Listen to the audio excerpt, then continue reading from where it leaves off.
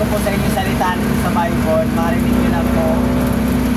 And the same time, hindi po ako naparinto ko naman tayo ni masama, magiging ng pera ko ng mall. Wala po ganyan. At the same time, hindi din po para sa reliyon. Kundi sabi po ng Bible, marinig nyo po yung simpleng paraan ng kaligtasan. Sabi po sa salita ng Diyos. Pagkat isang araw po, darating sa buhay po natin, tayo po ililisan sa mundo. Kaya gusto ng Panginoon, bago po tayo mawala sa mundo, marinig niyo yung kaligtasan at makapag-desisyon kayo sa Diyos na magpaligtas. By the way po, isang Bible verse lang, nandun na po, simple lang ang kaligtasan. John 3:16 na lang. Ano na po, solid na. Sinasabi ng mensahe ng Diyos sa kaligtasan. Sabi po sa John 3:16, for God so loved the world that He gave His only begotten Son, that whosoever believed in Him should not perish but have everlasting life. Sabi po yan sa Bible. Sa Tagalog po, gayon na lamang ang pag-ibig ng Ama sa sanglibutan, kaya't ibinigay ang anak ng Diyos. Sino po yun? Jesus Christ of Nazareth, the Son of God, King of the Jews, Christ, Messiah and Savior, Deliverer, Messiah. Sabi ng Bible.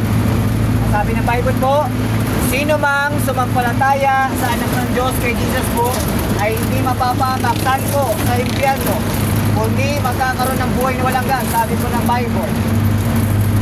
Sabi po ng salita ng Diyos. So doon pa lang po mga ma'am, sir, nilagay ng Diyos sa Bible, ayaw ng Diyos na dumating tayo sa punto na mapahamak sa impyerno. Sapagkat sabi po sa Biblia, tayo po ay makasalanan at pupuntang impyerno pag namatay. Yun po ang nakakalungkot. Para daw po. Yun po ay nakakalungkot na parusa natin sa Diyos. Pag tayo po ay namatay sa buhay po na ito. Ano?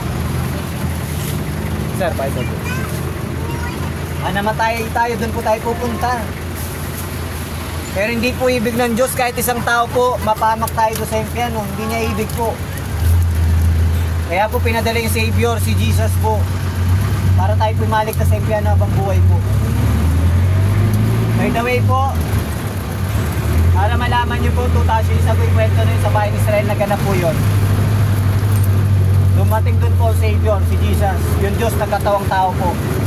At ang kwento po doon, sa Bible verse po na yun, sa Bible po.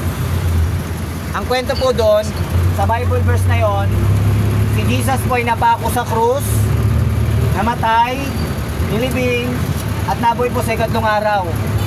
At nabubo po ang dugo ni Jesus sa krus, kapatawaran ng kasalanan sa tao, forgiveness of sin.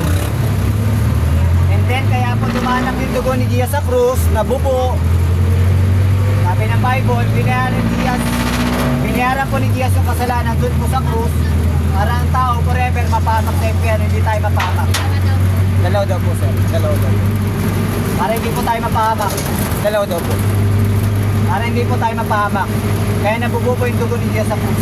Si Jesus po yung nagbayad ng kasalanan sa krus, para ang tao maligtas po sa impyerno habang buhay. Ano po? Sabi po ng salita ng Diyos. Ngayon po,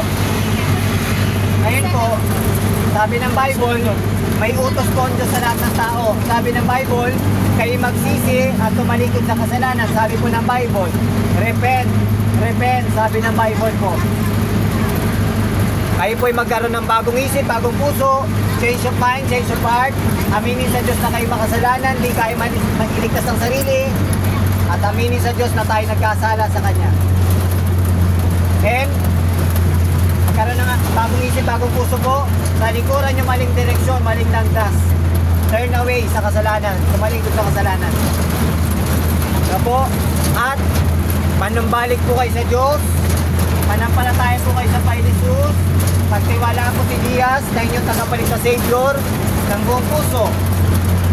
At sabi ng John 3:16 po, nanampalataya sa Panginoon Jesus, sabi po ng Bible, ay mayroon ng buhay na walang hanggan, ligtas na sa impyerno, sa langit sa pupunta pag namatay, hindi na sa impyerno, sabi po ng Bible. Sa salita ng Diyos. By the way po, Pag-uwi nyo po ng bahay, kayo po'y mag-pray sa Diyos na hindi na natin nakikita na nasa heaven si Jesus.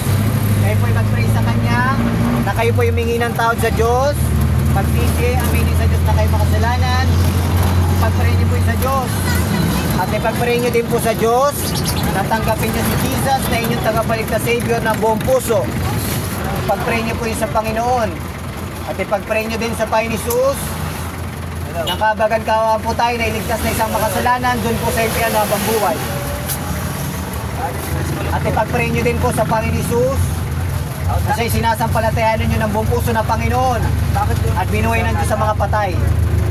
At panampalatayanan nyo din po ng buong puso yung ginawa ni Jesus doon sa krus.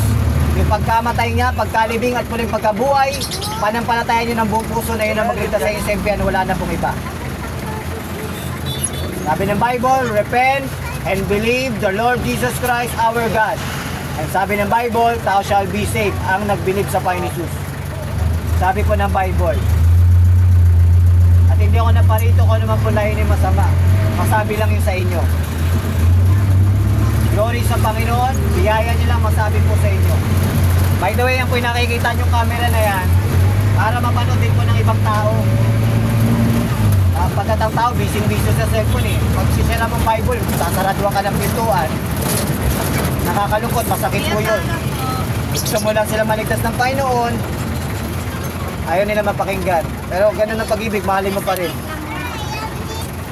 So ngayon, di mag-improve sa biyahe ng Panginoon. Kahit may pagkakataon, sabi ng Bible, ibagi mo ang kaligtasan sa lahat ng anong paraan. So yung paraan pa, may internet. So gamitin yan. Maabot sila kahit nasa bahay. Ngayon pa naman po ang tao, mahilig ka sa bahay eh. Pumunta kayo sa isang lugar, parang wala mga tao eh. Puro nasa bahay lang lahat. Pag kinakatok mo ko, wala nasagot. Kaya ngayon, gamitin lahat ng paraan. Kaya salamat po.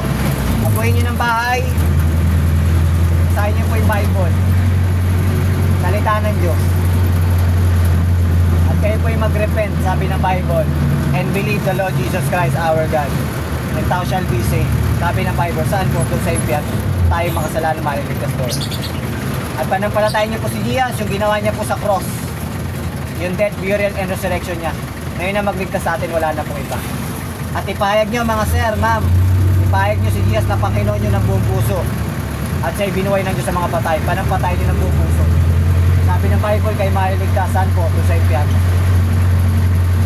Hindi na po ang alam kong yaman na may share sa inyo, wala nang higit doon. Pagkat isang araw, sir, tayo mamamatay sa buhay na ito. Kahit anong iwas natin, darating tayo sa kamatayan lahat. Kaya maganda, bago tayo mamatay, marinig yung kaligtasan ng Panginoon, maligtas kayo. Ang Diyos po magligtas sa inyo, at biyaya niya. Salamat. Glory sa Panginoon. God bless po sa inyo na nakinig. Read this word, the Bible. Salamat.